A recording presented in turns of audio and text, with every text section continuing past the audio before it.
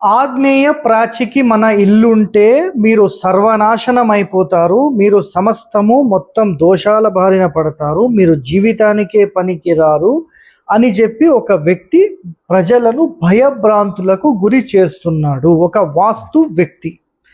ఇక్కడ ఒకటే గుర్తుపెట్టుకోండి, మనకు స్థలం అనేది 90 డిగ్రీలు ఉంటే ఈ యూనివర్సల్ ఎనర్జీస్ ఏవైతే, యూనివర్సల్ గ్లోబ్ ఏదైతే మనకు ఒక అలైన్మెంట్లో ఒక మ్యాగ్నెటిక్ వేవ్స్లో తిరుగుతూ ఉంటుందో అలాంటి ఒక మ్యాగ్నెటిక్ వేవ్ లెంత్ అనేది 90 డిగ్రీస్ మీద ట్రావెల్ అవుతుంది.